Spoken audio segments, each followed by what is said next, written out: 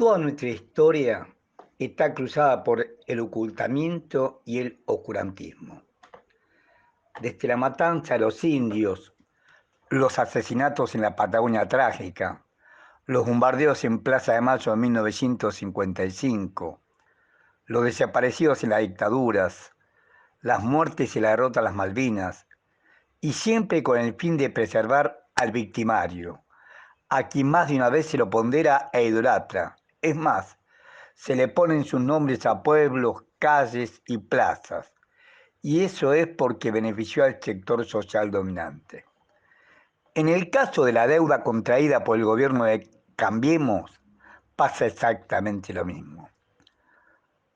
Fue investigada por el Banco Central y el Banco Central determinó que los más de 100.000 millones de dólares de endeudamiento de la gestión de Macri, unos 86.200 millones de dólares fueron comprados por 6.700.000 personas físicas y 85.000 empresas.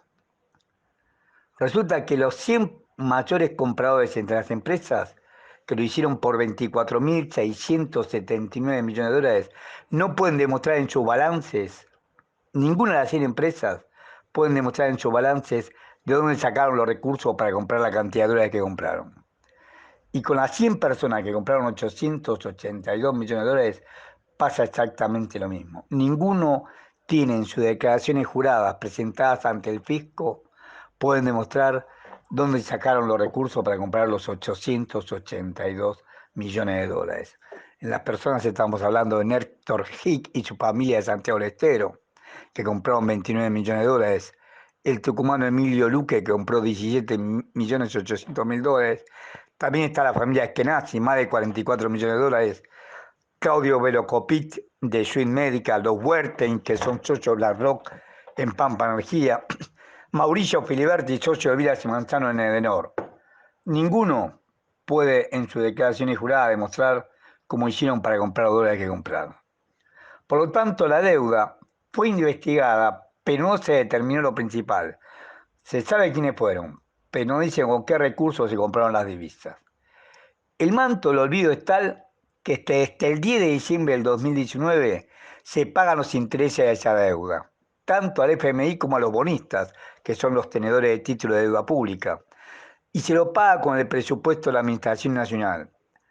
No dudaron en suspender la cuarta cuota del IFE, el ingreso familiar de emergencia, en plena pandemia, en diciembre del 2020, para poder pagar, para utilizar esa plata para comprar los dólares para pagar la deuda.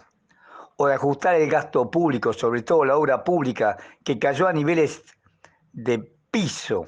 Recordemos que la obra pública representaba entre el 15 al 16% del gasto total durante los 12 años del gobierno del kirchnerismo. Fue del 3,92% del gasto total en el año 2020, del 5,96% del gasto total en el año 2021 y de solamente 6,08% en 8 meses del año 2022. Han fijado una jubilación mínima y una jubilación que es menor inclusive la canasta básica total. La jubilación mínima en el mes de agosto fue de 37.525 pesos y gran cantidad de jubilados cobra la mínima o un poco más de la mínima. 37.525 pesos y el mismo INDEC determina que la canasta básica para un adulto es de 38.756 pesos. Por supuesto, un jubilado está en peores condiciones de salud, debe gastar más en medicamentos, etcétera, etcétera. Perciben menos que la canasta básica total para no ser pobres. O sea que la mayoría de los jubilados, por lo que perciben, son pobres.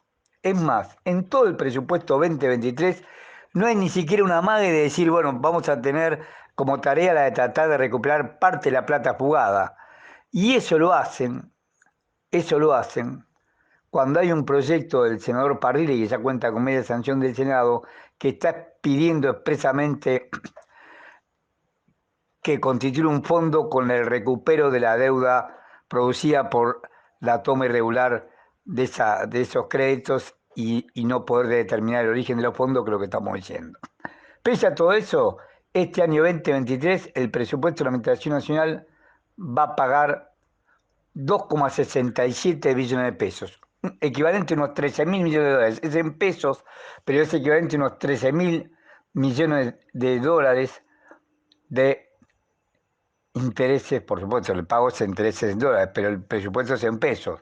El presupuesto es 2,67 billones de pesos para comprar unos 13.000 millones de dólares y pagar solamente los intereses. Todavía falta el capital de la deuda. Esto es lo propicia un modelo que para pagar con el pretexto de esta deuda que no se puede pagar porque no se investiga, propicia un modelo extractivista, agropecuario y exportador. El nuestro es un país rico y con una potencialidad digna de mención.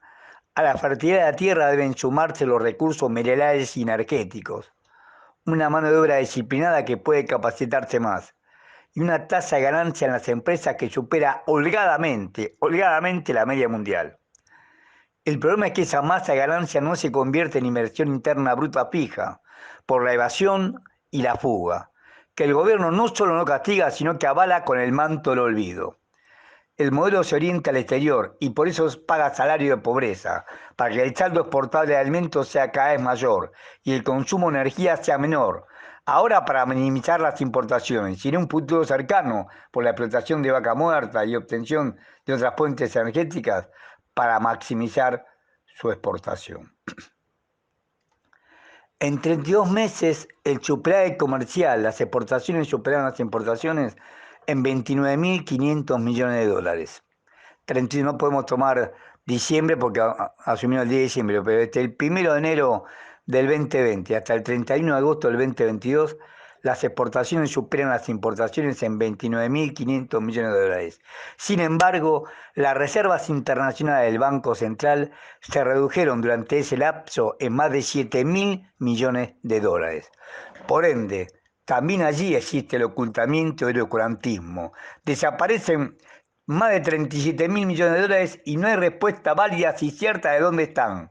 Y lo peor es que nadie pide esa explicación, violando el principio constitucional de exigir la claridad de los actos de gobierno. Por eso, antes que nada hay que suspender todo pago al exterior hasta que no se investigue qué se hizo durante el gobierno de Cambiemos con la deuda contraída, ante las claras y evidentes pruebas de evasión y fuga. Y segundo, decretar la emergencia cambiaria en base al decreto 2581 de 1964 de la presidencia del doctor Arturo Illia, que fue inclusive repuesto por Duhalde y continuado por Néstor Kirchner. Declarar sujeto a embargo a todo activo, tanto en territorio nacional como extranjero, que no haya sido declarado y pagado el impuesto respectivo. Solamente con un perro de control cambiario y solamente suspendiendo el pago de la deuda podemos ponernos de pie.